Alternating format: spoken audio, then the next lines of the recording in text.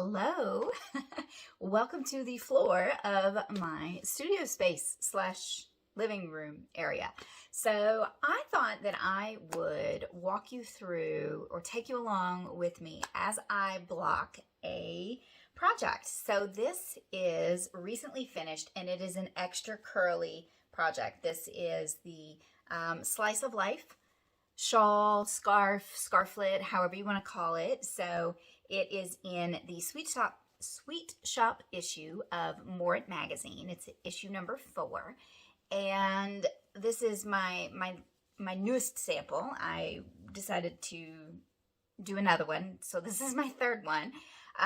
But yeah, it's extra curly. It's a fingering weight yarn and all these single crochets along the edge make it super curly. So if yours is doing this too, it's okay.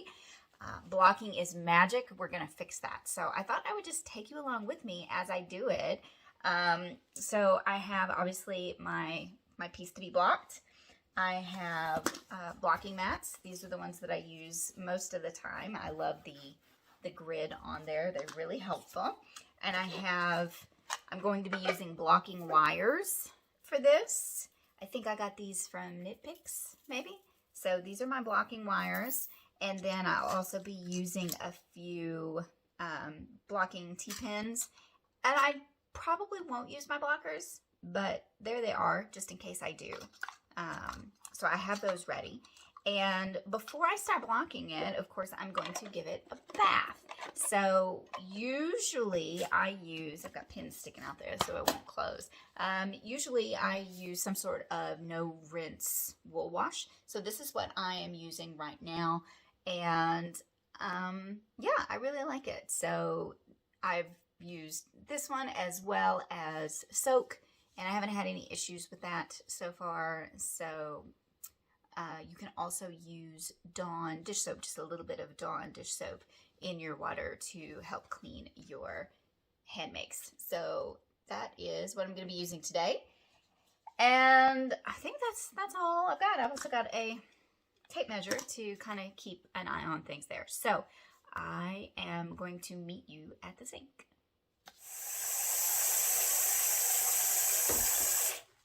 Okay, so here we are at the sink. I used just a little bit of the wool wash in here when I filled the water, and I usually use cold to lukewarm water. You don't want it to be hot because it can make your dyes bleed out more easily. So don't make your water too hot.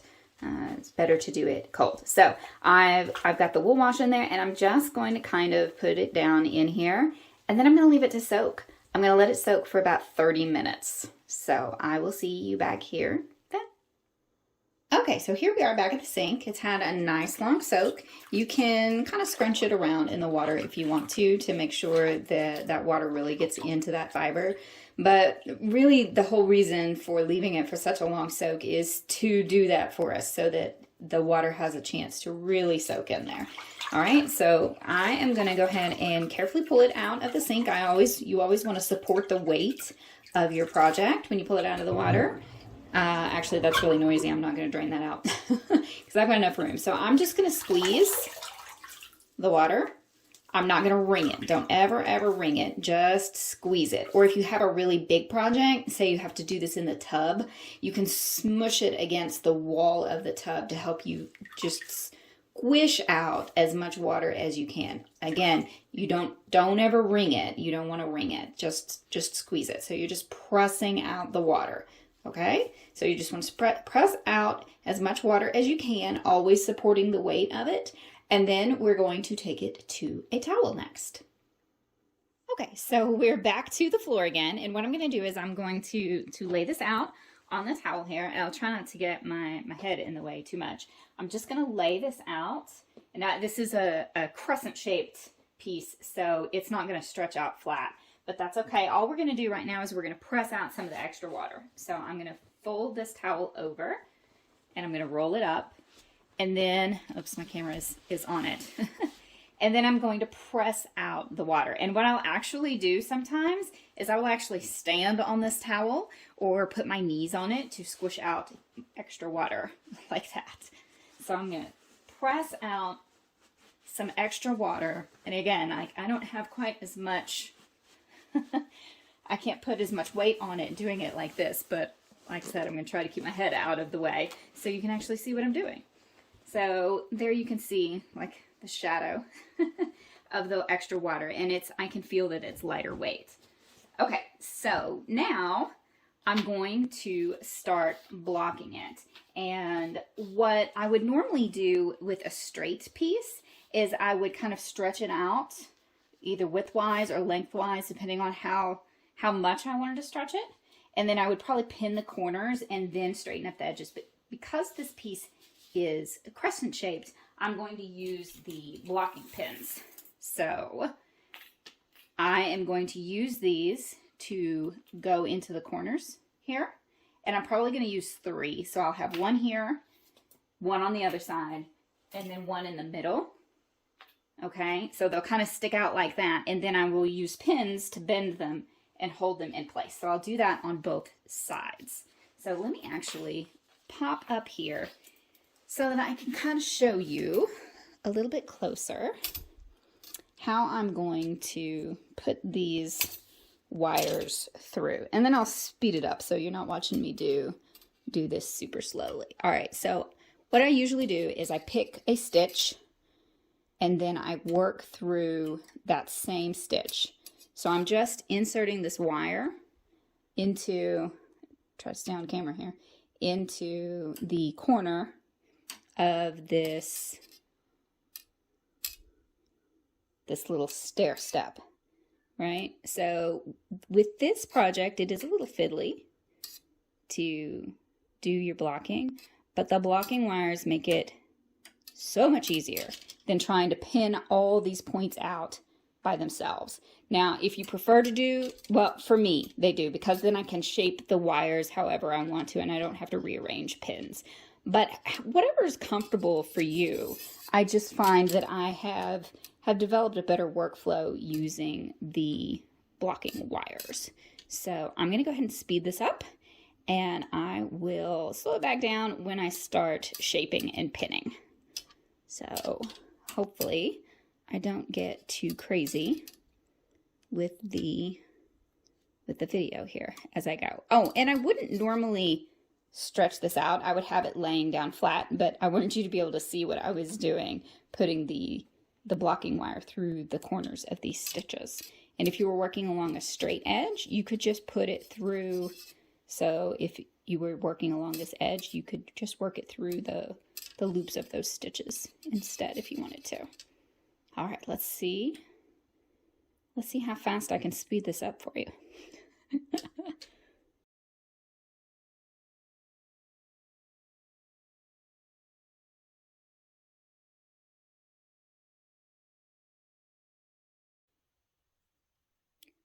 Okay, so here's the last one right there.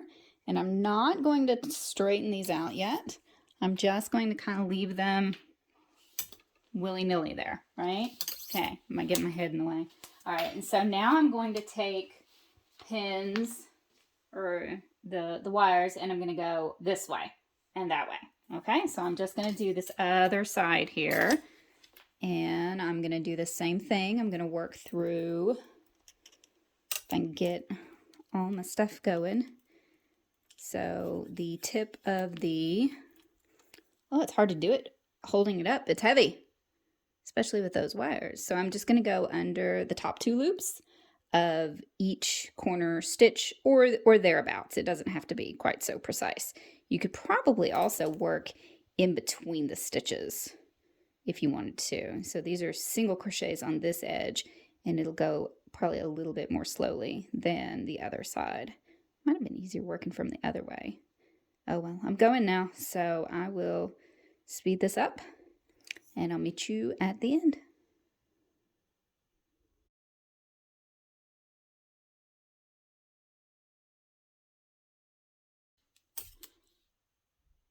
All right, so yeah, I'm switching, working it going from the front to the back, which makes more sense, right? To go from the front to back where I can actually see the stitches that I'm trying to insert this wire underneath. So yes, this is going, well, it was going a little bit better I started talking, got distracted. So here we go. Zoom, zoom.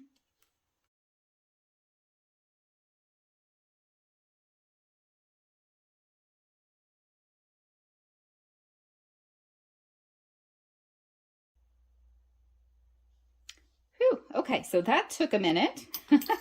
But like I said before, it's actually easier for me to do it that way instead of doing the pins because this gives me more control over it. So what I'm actually going to do is I'm going to pause here and I'm going to move the camera because I will definitely put my head right in the way if I try to block it for you from right here. So give me just a minute and I will meet back up with you. Okay, we are back now, different angle. Hopefully this will work. I haven't ever done a video quite like this before, so we're playing it by ear. All right, so I'm going to kind of center these wires so that I make sure that I don't stretch it right off the ends. So I'm going to pull it around here so that I can pull this down a little bit. And this one I'm going to bring down here. This one. So these are going to be harder to do in the center here because they have a sharper curve. All right. So what I'm going to do is I'm going to start kind of finessing the shape that I want this to have. And I'm just going to kind of block these guys from moving. All right. And I'm going to stretch this around and throw a pin there. And then I'm going to put a curve in that one and pull it. See, that didn't work, so I gotta move that. And so what I'm going to have to do is I'm going to have to pin it on either side. So I'll have to pin this out and then pin these on the other side so that that curve stays. That's what I'm looking to do. All right, so I'm pulling this. Holding that there. I'm going to curve this up a little bit and pin it out. And then just stretching carefully so we don't lose it. And then I should have gone with 3 wires. Oh well, and here comes my cat to help. Truman, you're not helping. All right, so now here we've got a decent curve. We can finesse it a little bit more. Truman, really? Well, hey, come on, move along. All right, so, and then these guys, you could pull them out from underneath if you wanted to. I don't think it's going to matter too much if they're on the top or the bottom, but I think it'll be easier for you to see what I'm doing if they're on top. Okay, so, hey, stop it. Go. All right, so now I'm going to, I lost that one, it looks like. Now I'm going to work on this bottom edge a little bit and see how this kind of scrunched back up there. So I just want to make sure that I don't pop it off the edge. All right, and then I will come back up here and finesse this after I get some shaping going here. So I want to pull it a fair bit. And so I'm going to kind of pin these guys together.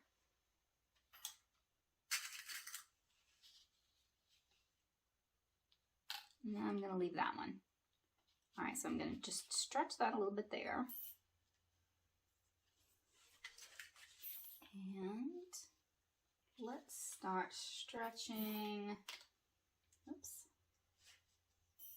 So see, you've got to kind of tweak it a little bit to get as much stretch in there as you want. And I think this one is smaller than my original 2 were. It was a different yarn. This is a merino silk blend, so it could be that it is just less yardage or a denser yarn. Okay, so that looks all right. So now I'm going to finesse this edge a little bit. So this is pulling quite a bit up here. And let's pull this down a little bit so that that curve is even. I'm going to stretch this around. I'm going to move that one. Pull it out a little bit. And now I'm going to pull this edge down. Hopefully you guys can still see that and I'm not off the screen up there. And then I like organic shapes. And by that I mean that I'm not going to try and make this edge straight. I'm just going to let it kind of flow the way it wants to. And I often will actually exaggerate that a little bit in my pieces. So I'll pull out the edges more. So kind of like this. I'm just going to pull those edges out. And that one's, I don't want to pull on that one anymore. So I'm going to pin it in the corner here just to keep that point straight. And then there's a little point there. I'm going to pin that as well. All right, so I'm pretty happy with how that's shaping up. And I'm just kind of feeling along for lumps like that because I want to make sure and stretch those out. All right, and then I want to stretch this out so it's wider right here right now than it is down here. So I'm going to stretch it too far apparently. Just a little bit there. And so see, I can pull on these wires here to finesse the shape of this a little bit. And so it's just easier for me with something like this than having to go back and adjust all those pinpoints. I can just slide them along the wire to adjust things. All right, and so now here, this is where I'm gonna work that organic thing, and I'm gonna let this stretch out a little bit. And I'm not going to try and make this edge perfectly straight. I mean, I could pin it in to get a smoother curve if I really wanted to, but I'm not going to obsess about that because it's going to kind of do what it wants to do anyway, and I'm okay with that. So let's see here. Let's stretch this out just a little bit wider. And so anywhere I've got very much looseness, I'm just going to kind of pin it open a little bit more. That feels okay. All right, that feels like it is going to stay. Okay, and here comes the cat again. All right, I think that I am going to leave this like that to dry. And usually I leave it, so we live in the desert now. You can't see me. I'm looking at you like you can see me. So it's pretty dry here. So these will usually dry within 24 hours or close to it, unless it's really thick or a double-walled fabric of some sort. So I'm going to leave this right here to dry. And I'll check on it in 24 hours or so. True. Oh my.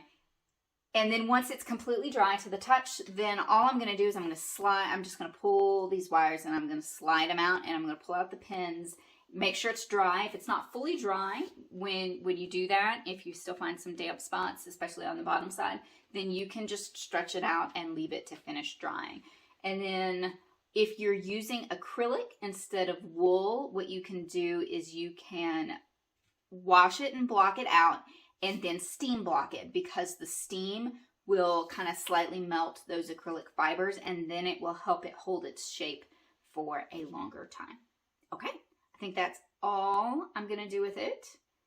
I hope you enjoyed this little adventure in blocking with me, this unusual shape. So I will see you later. Bye. Okay, so here we are, all dry. Now I'm going to unpin it, and all I'm going to do to unpin it, are you ready? This is kind of fun, is I'm going to pull these out.